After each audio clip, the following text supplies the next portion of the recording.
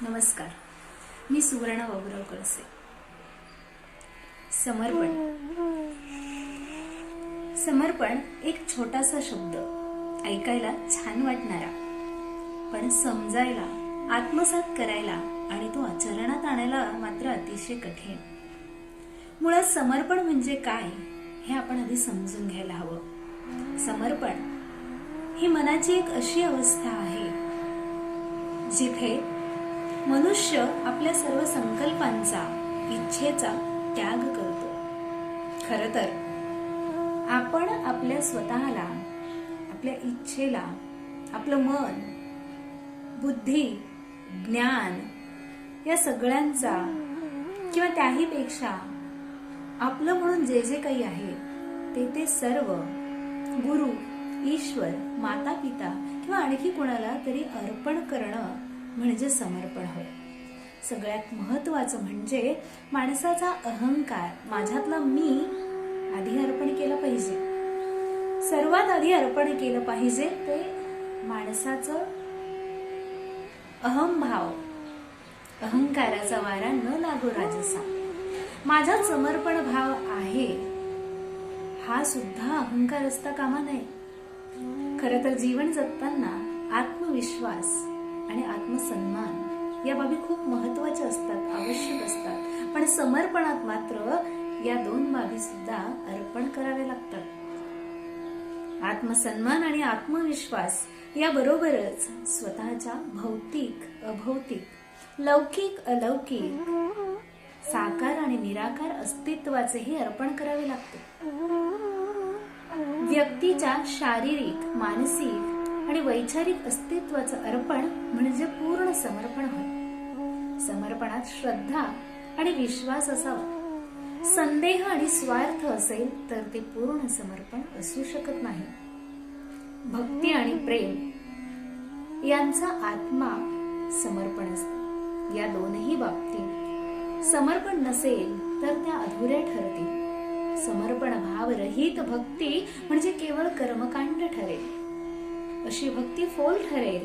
म्हणूनच असं म्हणतात, भावेविन भक्ती, भक्तीविन शक्ती, शक्तीविन व्यर्थ बोलू नये. समर्पणाबद्दल असं म्हणता येईल, पाण्याचा थेंब, पाण्याचा एक थेंब सागराला मिळणे, सागराशी एकरूप होणे म्हणजे समर्पण.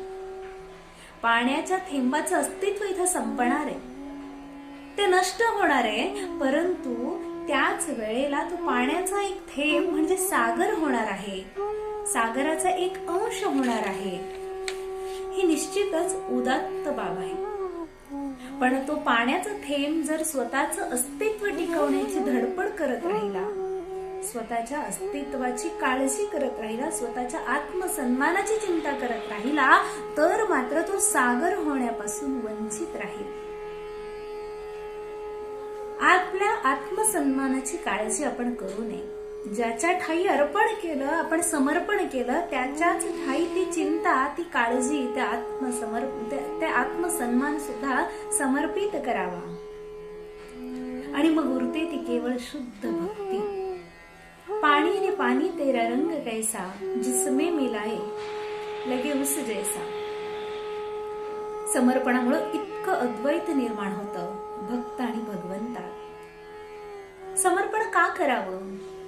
तर समर्पणातून परमानंद मिळतो. समर्पण हृदयास शांत आणि मनाला एकाग्र करते. ज्ञान प्राप्तीचा सगळ्यात मोठा मार्ग म्हणजे समर्पण.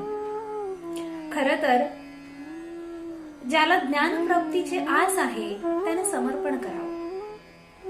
ही सृष्टी ज्ञानाचे प्रचंड मोठे आगर आहे. या सृष्टीतला प्रत्येक घटक ज्ञान देण्यास उत्सुक आहे, परंतु मनुष्य मात्र ज्ञान घेत नाही किंवा त्याला ते घेता येत नाही.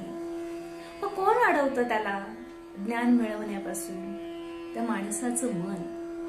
माणसाचं मन हा सगळ्यात मोठा अडसर आहे ज्ञानप्राप्तीचा. आणि या मनाला एकाग्र करण्याचं कार्य करतं समर्पण. आपल्याला माहितीये, त्रिगुणात्मक श्री दत्त गुरूंनी मुंगीलाही गुरु मांडलेलं होतं. त्या मुंगीकडूनही त्यांनी ज्ञान मिळवलं. सर्वसामान्य माणूस असं करू शकतो नाही, कारण त्याचं मन त्याला थांबवतं. त्याच्या मनाचा अहंकार त्याला रोखतो आणि विचारतो, ही क्षुद्र मुंगी मला काय ज्ञान देणार. आणि मग तो त्या मुंगीपासूनचं ज्ञान, त्या मुंगीकडून ज्ञान मिळवू शकत नाही. परंतु जर समर्पण असेल, माणसाचा अहंभाव जर समर्पित केलेला असेल, तर त्या मुंगीकडूनही ज्ञान मिळवता येतं. ज्ञान प्राप्तीत व्यत्यय आणणाऱ्या मनाची अवस्था ठीक करण्याचे कार्य समर्पण करत असतं. थोडक्यात समर्पण मनाचा अधिकार नष्ट करतं आणि मनाचा अधिकार संपला की परमानंद असतो. समर्पण कोणाप्रती करावं? लक्ष्य, ध्येय, कर्तव्य, ईश्वर, गुरु, माता पिता यांच्या प्रती समर्पण असावं. मानवी जीवनात सगळ्यात पहिलं समर्पण जर कोणाचं असेल तर एका नवजात शिशूचं त्याच्या आईप्रती समर्पण असतं. नवजात शिशू, ते बाळ आईला सर्वस्व मानतं. त्याची काही इच्छा नाही, आकांक्षा नाही, त्याची अपेक्षा नाही, त्याचं काहीही, त्याची काही भावना नाही, मन नाही, त्याला बुद्धी नाही, त्याचा काही निर्णय नाही, काही प्रतिज्ञा नाही. सगळं काही आईला अर्पण केले, जाणतेपणी अथवा अजाणतेपणी. आई खेळवेल तसं ते बाळ खेळत राहतं. आई वागवील तसं वागत राहतं. आई जे जे त्याला घालेल ते परिधान करत राहतं, जे जे भरवेल ते प्राशन करत राहतं. पण म्हणून काही त्याची हेळसांड होते? आई त्याला अव्हेरते नाही ना. त्याचं दुःख आईचं दुःख आणि त्याचं सुख आईचं सुख असतं. त्याला भावना नाही, त्याला बुद्धी नाही, त्याला मन नाही, म्हणून आई त्याची पूर्ण काळजी घेते. हे समर्पण असलेला काळ आयुष्यातला सगळ्यात सुंदर आणि सुखाचा काळ असतो. कारण बुद्धी जागृत नसते, कारण तिथे पूर्ण समर्पण भाव तिथे असतो. आणि एकदा का समर्पण संपलं, बुद्धी जागृत व्हायला लागली की दुःखाचा काळ हळूहळू सुरू होतो. मनुष्यानेही गुरुचरणी समर्पित व्हावे. ते त्यास अव्हेरणार नाही, त्याची हेळसांड होऊ देणार नाही. या भवसागरात त्याला निश्चितच तारून नेते. यानंतर समर्पण म्हटलं की आठवतात त्या संत मीराबाई. धन्य त्यांची भक्ती आणि धन्य त्यांचं समर्पण. मी एक राजकन्या आहे, मी एका राजघराण्याची कुलवधू आहे, मी एक स्त्री आहे, एका समाजामध्ये मी राहते. हा सगळा भाव त्यांनी श्रीकृष्णाच्या चरणी समर्पित केलेला होता. मला मन आहे, भावना आहे, शरीर आहे, आत्मा आहे, ह्या सगळ्या अस्तित्वाचं समर्पण संत मीराबाईंनी श्रीकृष्णाच्या चरणी अर्पण केलेलं होतं.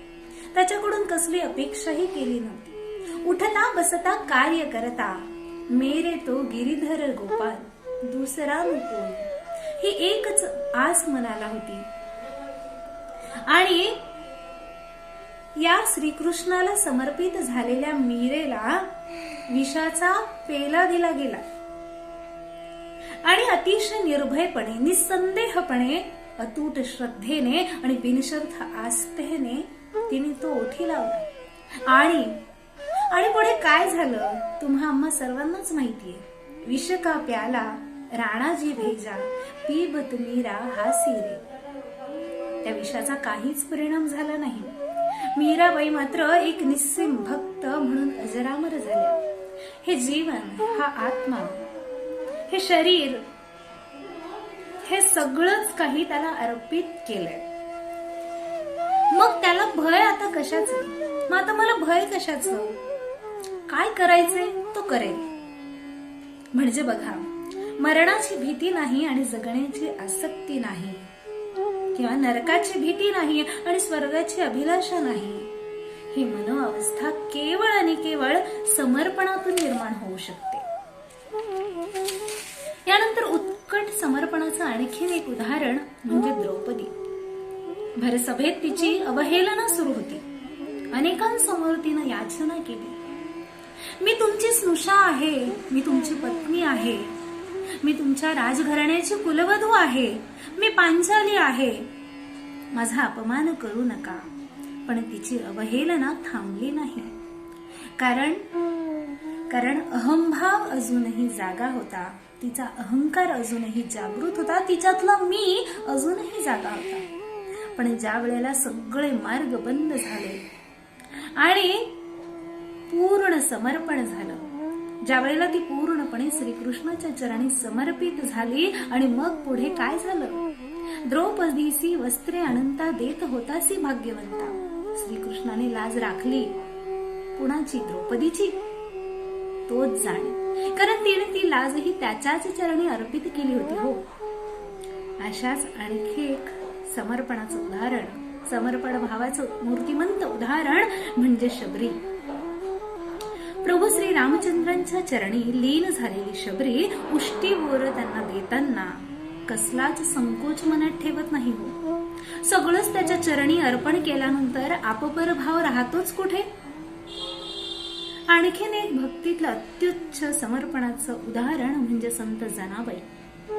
असं म्हणतात, जनाबाईंच्या सगळ्याच कामांमध्ये भगवंत कानडा राजा प्रत्यक्ष परब्रह्म स्वरूप श्री विठ्ठल प्रत्येक कामात मदत करायचं.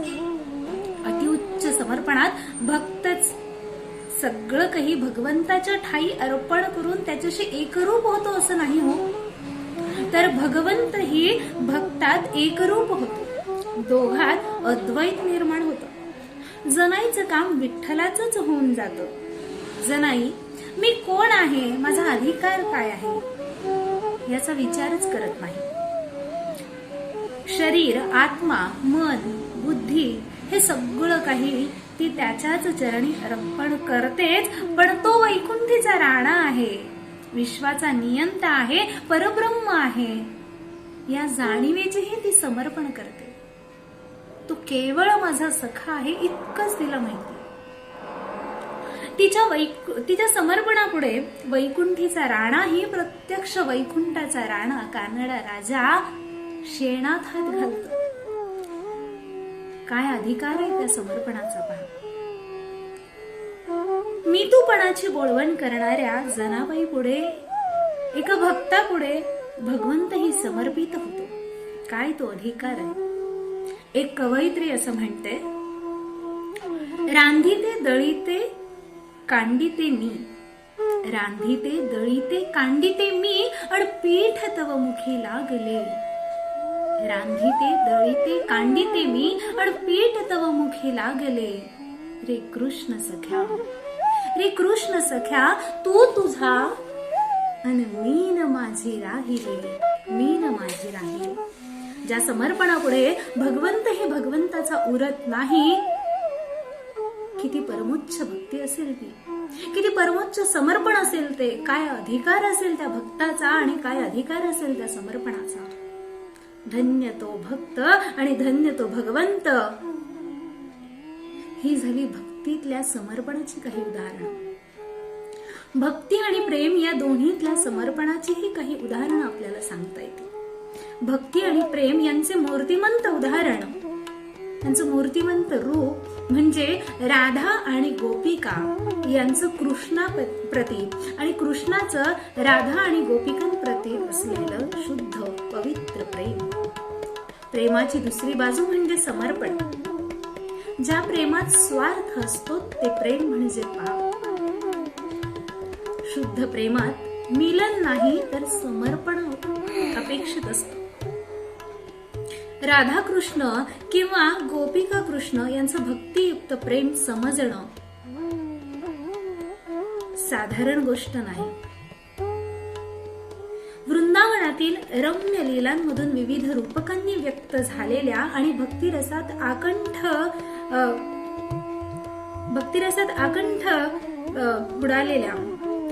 भक्तिरस आकंठ प्राशन केलेल्या व्यक्तीखेरीज कोणालाही सहजासहजी ते कळणार नाही, आकलन होणार नाही. त्या प्रेमात समर्पण ठाई ठाई जाणवतं. रासलीलेत प्रत्येक प्रत्येक गोपिकेला कृष्ण माझ्याच समवेत असल्याचा भास होतो. हा परिणाम केवळ आणि केवळ समर्पणाचा.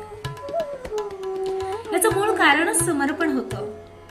राधा किंवा गोपिका कृष्ण भगवंत आहे, यशोदेचा कान्हा आहे, योगेश्वर युगंधर आहे हे काहीच जाणत नव्हत्या. त्यांना ती गरजही वाटली नाही. त्या इतकं जाणत होत्या तो अनंत प्रेम स्वरूप आहे, अनंत प्रेममय आहे. त्याच्या प्रेमात भक्तीत त्या सर्वस्वी लीन होत होत्या. किंवा भगवंत श्रीकृष्णही स्वतःला राधा गोपिकेच्या प्रेमात समर्पित करतो. त्यामुळेच तोही मी भगवंत आहे, मी विष्णू स्वरूप आहे ही जाणीव समर्पित करून त्यांच्या प्रेमात एकरूप होतो. अनेकांना प्रश्न पडतो, राधा आणि कृष्ण यांचं प्रेम अजरामर आहे किंवा हे शुद्ध प्रेम आहे, आणि इतकं शुद्ध प्रेम असूनही ते एकत्रित येऊ शकले नाही, असं का घडलं असावं? राधाकृष्णाचा विरह राधाकृष्णापेक्षा इतरांना जास्त त्रासदायक वाटतो.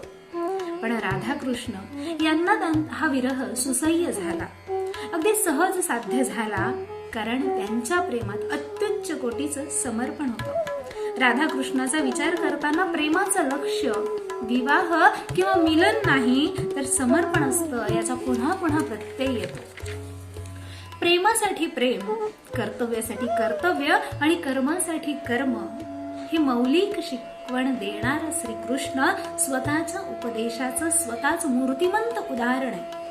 भक्ताच्या समर्पणापुढं प्रत्यक्ष भगवंतही स्वतःचं समर्पण करतो. काय महिमा वर्णावा त्या समर्पणाचा. धन्य आहे त्या भगवंताची आणि त्याच्या लीलेची आणि त्या समर्पणाची.